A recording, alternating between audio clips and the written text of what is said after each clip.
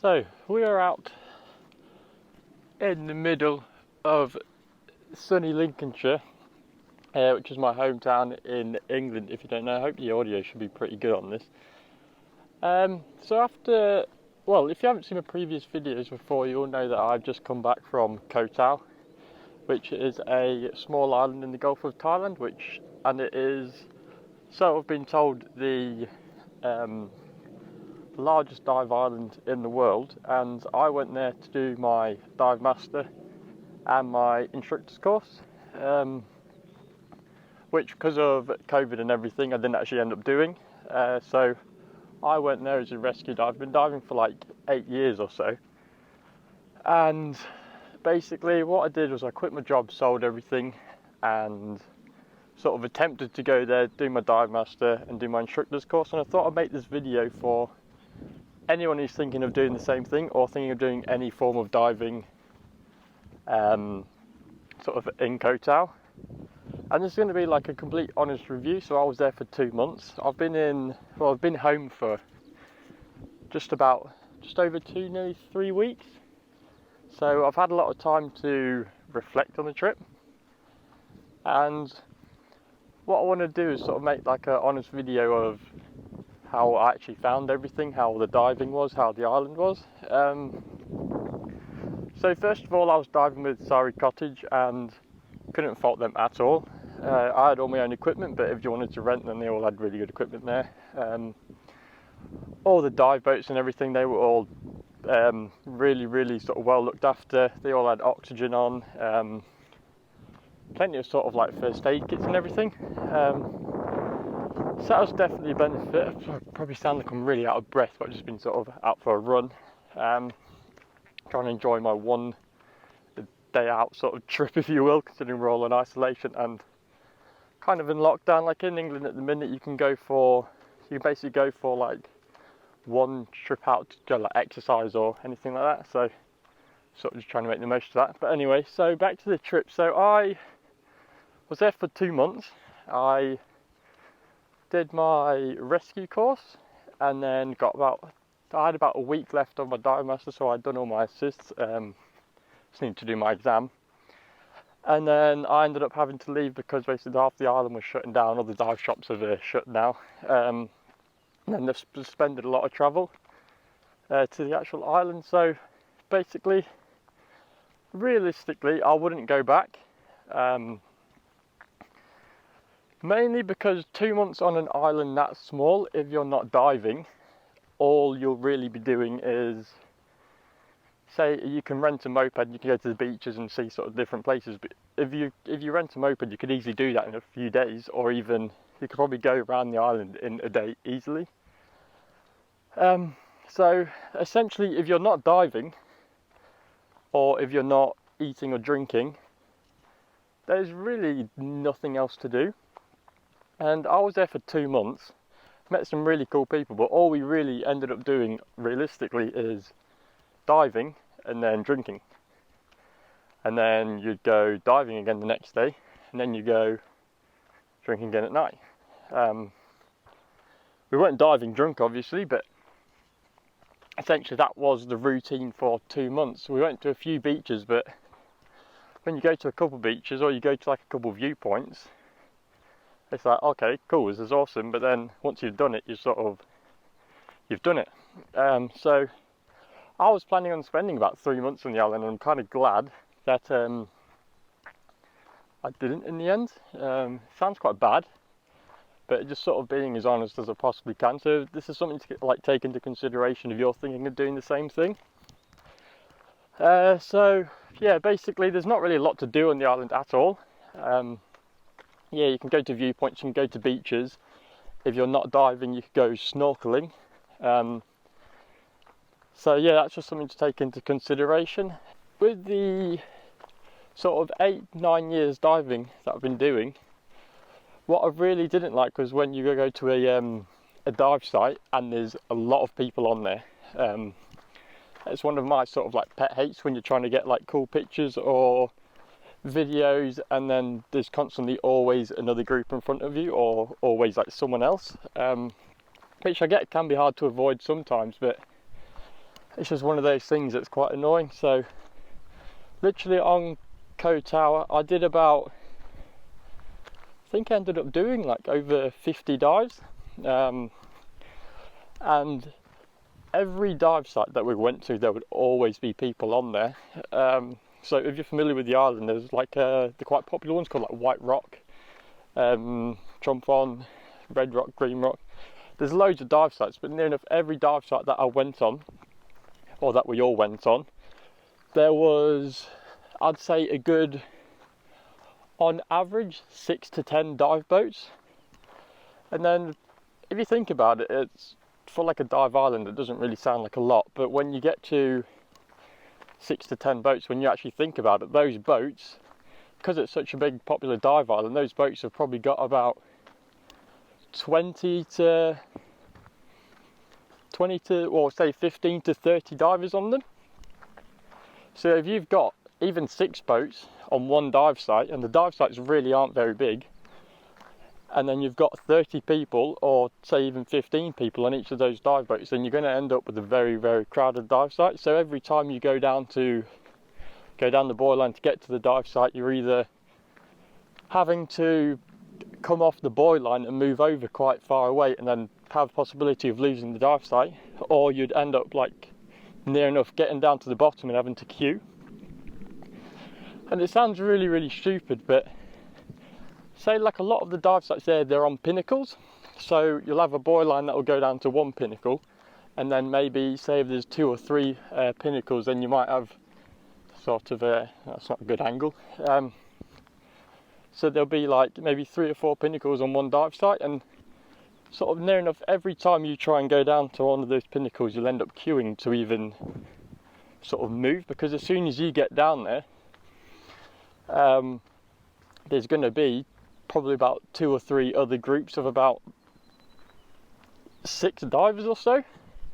So what you'll end up having to do is sort of try and like swim around them, or you end up just sort of getting stuck behind them, or you just have to completely ignore like your dive plan and sort of try and come up with one, and what sort of while you're under it, which isn't ideal. In the whole idea of diving is to make a plan and then sort of dive your plan. But when you're trying to dive your plan and then you've got like 4 or 5 other groups scattered around you, and some of these guys are not they might not have been diving for a long time, so they're going to be kicking coral, kicking the floor, there's going to be sand sort of going everywhere, and it just sort of ruins the diving. So it's something definitely to take into consideration, because often there's always going to be other people on the dive site, and it's all well and good for training, but if you're there for 2 months and it's constantly dives like that, then it gets a little bit boring, and you just sort of get a bit sick of it. And I don't mean to sound like a snob, and I understand that I would have been there at one point, but when you've got like a day off and you want to go for a really cool dive, and you like to meet up with like one of your mates and you try and just go off like together, chances are you're always going to end up bumping into a big group of people, or sort of like big dive schools, and they're going to be kicking up the reefs, and there's going to be sand going everywhere. There's definitely something else to consider as well. But one of the main things I was thinking is just there is so little to do on the island, and I get that, say if you're going there to do your dive master like I was, then you are there just to dive. But I think that there are definitely better places to do it. Don't get me wrong, the island is beautiful, and it's like palm trees, and it was probably about 28-30 degrees near enough every day. The visibility was crap while I was there, so I'll put up this little picture on the screen now, and that was sort of the average visibility. So you'd get like 5 meters, 10 meters on a good day, and considering to get there from England you have to fly about 11.5-12 hours, then get a flight from Bangkok, which is another Bangkok to Koh Samui, which is then another about hour and a half, and then have to wait and then get a 2-hour ferry. It's a lot of travelling for the diving that you're actually paying for and getting, which I get that I sort of went at a bad time, because no one really knew sort of why the visibility was so bad at the time. It wasn't like the time of year or anything, it was just unlucky. But like even for me, I would have much rather gone to Egypt for probably, say, I think if you went to Egypt for like 2 weeks and then diving over there just a period of 2 weeks would have been far better than the 2 months on Koh Tao. Which you might think I'm being a bit harsh, but I'm just being sort of brutally honest, because it is a lot of money. It is far to go. And you're sort of committing to a big thing if you're taking 2 months or 3 months out of your life to go and do your dive master. And a lot of people have been saying is that employees in the dive industry, this is just from what I've heard and what I've been reading about, is that say if you go and tell them that, yeah, I did my dive master in Koh Tao and I did my IDC in Koh Tao, then they won't really say if you go for like a dive job somewhere else in the world, then they'll see that you've done it on Koh Tao and you've just done like a quick course and then they've got you through it and then you're just an instructor. Whereas I've heard that if you do it in other places, and say if you do your dive master and then spend like maybe a year doing like DM work and then going for your IDC and then doing that, you have like a lot higher chance of getting employed. I'm not an expert on that, so sort of don't quote me on it or anything, but I'm sure there will be other people that will have sort of opinion on that, so feel free to leave a comment down below. But yeah, I mean, I just thought, because I'd never been diving in Thailand before and I was really excited for it, and it was a really fun trip and I met some really cool people, but the diving wasn't as good or even close to what I thought it would be.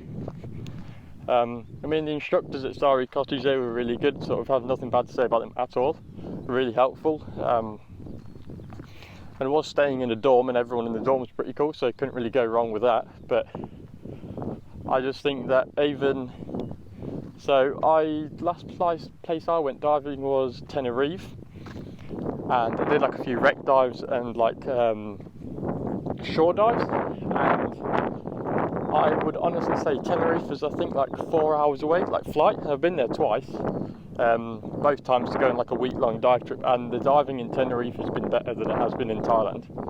And, well, not in Thailand as a whole, but in Koh Tao, for me sort of personally. So that then sort of goes to show, even the water was about 29 degrees, and in Tenerife last time I went it was about 24. It goes to show that either you can spend about near enough £800 getting to Thailand, having all your flights, paying for your ferry, or you could spend probably about 200, I think my flights were about 240 to Tenerife return, and it was 4 hours flight away, and the diving was much better. So it's just something to take into consideration if you are thinking of going to Thailand to do your dive master. Just bear in mind that there really is not a hell of a lot to do on the island, so unless you're diving or you're drinking.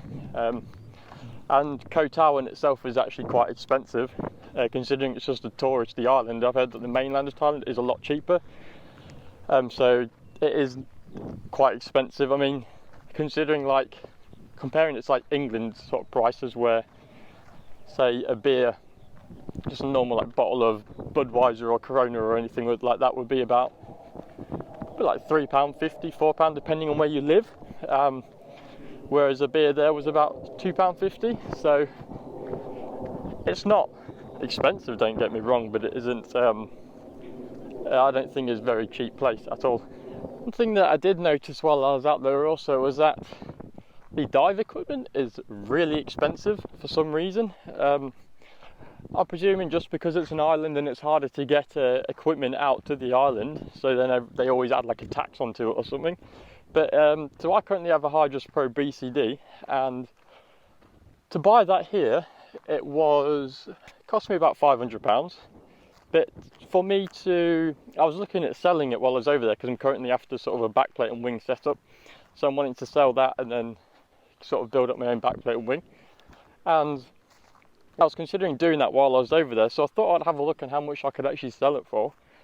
And the Hydrus Pro BCD, I'm not even joking, it sells for about £700 there. So my plan was to sort of, I bought it for 500, I could have sold it second hand for about 650 quid.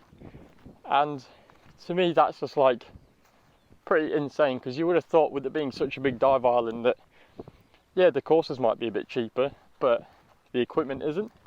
A lot of places will do like free equipment rentals and stuff, so if you don't have your own equipment, then that's fine. But if you're considering buying equipment over there, I'd definitely have a look at like comparing the prices at home, because if you're just going for a 2-week dive trip and you want to buy a lot of equipment while you're out there, it might be worth just renting equipment, because chances are there's probably going to be spending like 15% more than you would at home, depending on where you live, I guess. But so considering if you're coming from England, I probably wouldn't buy equipment over there, and I'll just sort of get it either when you come back, or if you know that you're wanting to buy equipment while you're out there, consider getting it cheaper here. Like I know, where I would normally get my stuff from is either Mike's Dive Store or Simply Scuba, or there's also a dive shop local to me, which is Dive Scuba, which is where I'd normally get stuff as well. So depending on what you're wanting to do with equipment, just make sure that you're not going to sort of spend too much, because it is more expensive there. So I think we're going to round off this video just here. The whole idea of me making this vlog was that if anyone's thinking of going to Koh Tao, hopefully this will sort of help you out a little bit. Hopefully someone will find some sort of value of this video. If you have any questions whatsoever about whether it's diving or about me, or you're wanting to go to Koh Tao, or you want to do dive master, you want to do anything like that, either leave a comment down below or send me a message on Instagram, which is breathing below. And if you have any opinions on this video or any thoughts about what it's like doing your dive master somewhere else in the world, then let everyone know. I want to try and make this sort of YouTube channel a platform that can connect divers around the world, because there is a few scuba diving channels out there, but I don't know, just sort of trying to do something a little bit different. Hopefully we'll try and connect sort of people around the world. So yeah, leave a comment down below, follow me on Instagram, breathing below. If you have anything, any questions, just leave them and we'll sort of try and get back to you as soon as I can. So yeah, thank you for watching. Hope everyone is enjoying the sun. If you're in England, I'm not too sure what it's like out in the rest of the world. If you're also in England as well and you're sat at the park with your mates having a barbecue, don't be a dick, just go inside. Hopefully it'll hope this won't last a lot longer, but I've seen in the news that there are so many people that are still just sitting in the park, not isolating at all. So yeah, make sure you get out for your day's worth of exercise and keep working towards any of your diving goals, even if you are indoors. I've found that my plan is, if I can't actually dive now, to try and work towards diving, so building up my fitness, which will then help with my air consumption. So that's one of my main goals. So maybe you guys should set up a goal. If you do, leave a comment down below, and maybe we'll try and work out sort of goals with everyone else and try and sort of bring everyone together.